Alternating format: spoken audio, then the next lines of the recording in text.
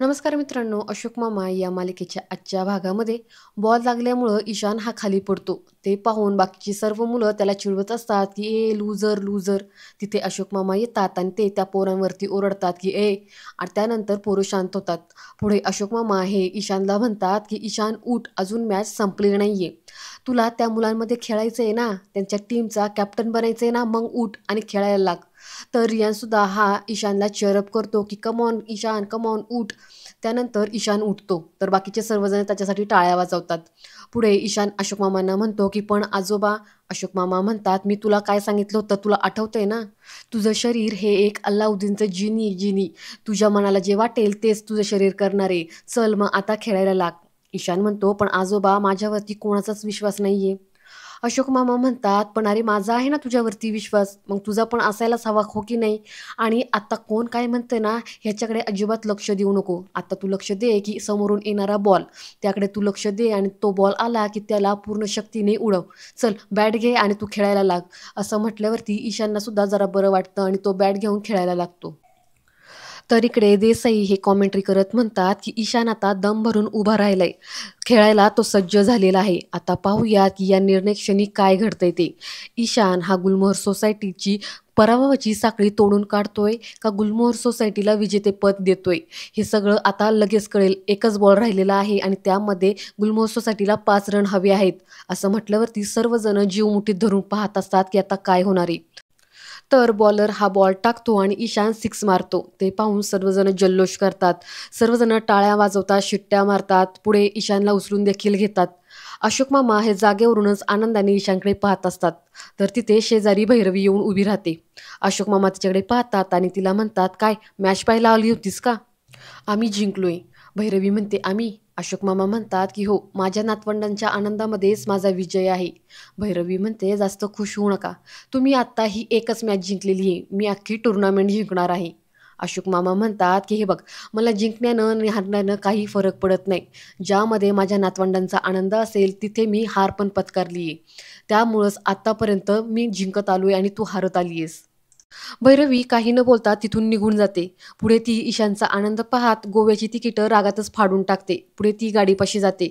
तिथे संयमी येते आणि ती म्हणते माऊ हे काय तू निघालीस? भैरवी म्हणते की हो मग काय, आता ईशानला तुझे आजोबा डोक्यावर कसे घेऊन नाचत आहेत ते पाहत बसू की काय मी. संयमी म्हणते मग आता काय करायचं? भैरवी म्हणते आता काय करणार, आता दुसरी वेळ पाहून यावं लागेल. अगं समा, गोव्याची तिकीटं सुद्धा फुकट वाया गेली. ते माझगावकर तिकडून कसं काय एवढ्या लवकर सुटले ना कुणास ठाऊक. संयमी म्हणते काय? भैरवी म्हणते काही नाही, मी आले होते ना त्यावेळेस तुम्हाला तिथून घेऊन जायला हवं होतं. पण अगं आतमध्ये मी अडकले होते, कोणीतरी बाहेरून कडी लावली होती. संयमी म्हणते काय माऊ, अगं तू घरामध्ये अडकली होतीस, कोणी कडी लावली होती? भैरवी म्हणते तेच मला माहीत नाहीये, त्यामुळेच तर उशीर झाला, नाहीतर आपण आतापर्यंत इथून गेलो पण असतो. तर हे सगळं इरा पाठीमागून गपचूप ऐकत असते. तेवढ्या तिथे ईशान येतो आणि तो म्हणतो की इरा तू इथे काय करतेयस? चल चल, आपल्याला पार्टी करायची, आपल्याला सेलिब्रेशन करायचे. असं म्हणत ईशान इराचा हात पकडतो आणि तो तिला तिथून घेऊन जातो. क्लब हाऊसमध्ये पार्टी चाललेली असते. मॅच जिंकल्यामुळं जोरदार सेलिब्रेशन असतं. ईशानला तर उचलूनच घेऊन जल्लोष चाललेला असतो. सातपुते म्हणतात बरं ऐका ऐका, नंदनवन सोसायटीची पोरांची हवा काढली छान, गुलमहर सोसायटीची शान म्हणजेच आमचा ईशान, असं म्हणून अजून सगळेजण जल्लोष करतात. तोरणे म्हणतात की एकच वादा ईशान दादा, असे 2-3 वेळा ते घोषणा देतात. ईशानचं सर्वजण कौतुक करतात. देसाई म्हणतात की पोरा तू तर आमची लाज राखलीस लाज. अरे गुलमोहर सोसायटी आतापर्यंत कधी जिंकली नव्हती, आज पहिल्यांदा तुझ्यामुळं जिंकली, आणि ते सुद्धा तुझ्या एका शॉटमुळं. नाहीतर त्या नंदनवन सोसायटीच्या बारक्या पोरांसमोर आपण हरलो असतो ना तर आपलं नाक कापलं गेलं असतं. अरे तुला माहिती काय, हे बाकीचे सगळेजण ना तुला सगळे कमी समजत होते, पण मीच तुझ्यावरती विश्वास दाखवला. तूच आमचा हिरो आहेस हिरो. ईशान म्हणतो अहो काका मी एवढं काही केलं नाहीये. देसाई म्हणतात अरे बाळा तुझ्याचमुळं तर मॅच जिंकली, बाकीचे हे आमचे पोरं एका एका बॉलवरती टपाटपा आऊट झाले होते. तर तोरणे म्हणतात की अरे तुझ्या एका शॉटमुळं अख्खी मॅच पलटी झाली. मी काय म्हणतो आता पुढच्या वेळेला ना ईशानच ओपनिंग बॅटमन असेल. देसाई म्हणतात ओ तोरणे, ते पुढचं पुढे बघू, पण आता आमच्या या हिरोसाठी पार्टी झालीच पाहिजे, म्युझिक लावा. असं म्हणत पुढे सगळेजण नाचू लागतात. तिथे अशोक मामा येतात आणि ते गाणं थांबवतात. तर ते पुढे येऊन म्हणतात की लाऊडस्पीकरवर गाणी कुणी लावली? सातपुते म्हणतात की अहो माझगावकर आपण मॅच जिंकलोय. अशोक मामा म्हणतात की मला माहिती आहे आपण मॅच जिंकलोय आणि तेही माझ्या नातवामुळे जिंकलोय हेही मला माहिती आहे. पण म्हणून काय लाऊडस्पीकरवरती मोठमोठ्याने गाणी लावून नाचायचं? देसाई म्हणतात, अहो पण तुमच्याच नातवाचं कौतुक करतोय ना आम्ही. अशोक मामा म्हणतात की करा ना कौतुक, जरूर करा कौतुक, पण म्हणून काय दुसऱ्यांना त्रास होईपर्यंत मोठमोठ्याने लाऊडस्पीकरवरती गाणी लावायची का? अहो पहिल्या मजल्यावरती ते तात्या आजारी आहेत माहीत नाही का तुम्हाला? तोरणे म्हणतात की अहो माझगावकर, आज तरी मुलांना मुलांच्या मनासारखं करू द्या. अहो तुम्हाला तुमच्या नातवाचं पण कौतुक नाहीये का? अशोक मामा म्हणतात की आहे ना कौतुक आणि ते किती आहे ते मला तुला सांगायची गरज वाटत नाही, कारण तुझं तेवढं वय पण नाहीये. ज्यावेळेस तू आजोबा होशील, तुला नातवंड येतील ना, त्यावेळेस तुला कळेल की नातवाचं कौतुक करणं काय असतं ते. तिथे संयमी पण आलेली असते. पुढे अशोक मामा ईशानला जवळ बोलवतात आणि म्हणतात की हा माझा नातू, हा गुणी नातू आहे आणि मला याचा अभिमान आहे. हाच नाही तर माझ्या दोन्ही नातीसुद्धा तेवढ्याच गुणी आहेत. इरा इकडे ये. पुढे ते संयमीला पण जवळ बोलवतात आणि म्हणतात की माझी तिन्ही नातवंड खूप गुणी आहेत. हां, मी त्यांच्यावरती कधीतरी ओरडतो कारण की त्यांना शिस्त लागावी म्हणून. शिस्त म्हणजे शिस्त. एवढी सगळी माझी गुणी नातवंड असताना तुम्ही मला म्हणताय की मला माझ्या नातवंडाचं कौतुक नाहीये? असं म्हटल्यावरती सर्वजण टाळ्या वाजवतात.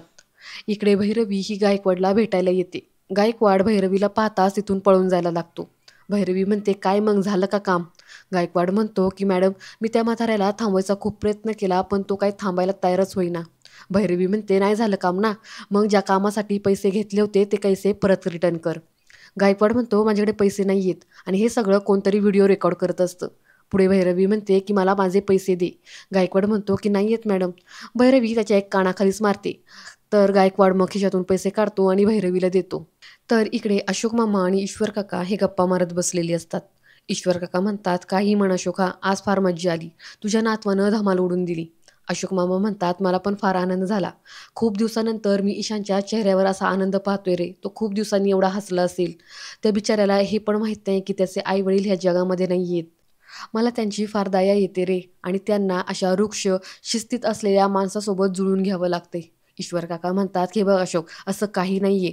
उलट तुला जे काही जमतं ते तुझ्या परीनं सगळं काही तू त्यांच्यासाठी करतोय.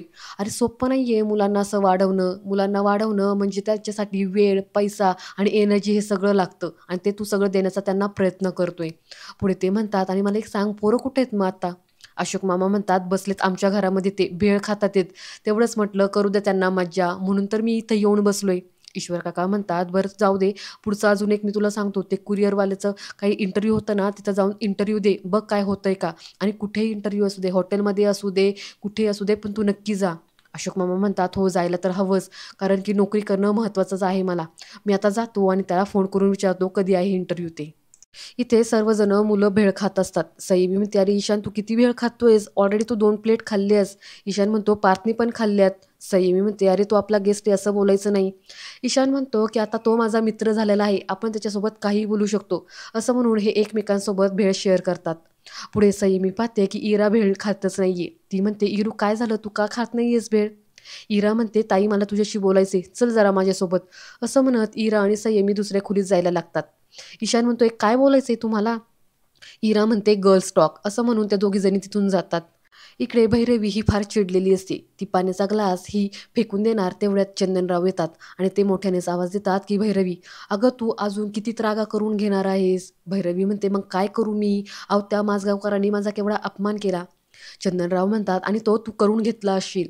भैरवी म्हणते की त्यांनी मला घरामध्ये कोंडून ठेवलं होतं, कडी लावली होती बाहेरून त्यांनी. तर चंदनराव म्हणतात, अगं एखाद्या लहान पोराने कडी लावली असेल. अशोक माजगावकर असं काही करणार नाही. भैरवी म्हणते, बाबा तुम्ही अजूनही त्यांचीच बाजू घेताय.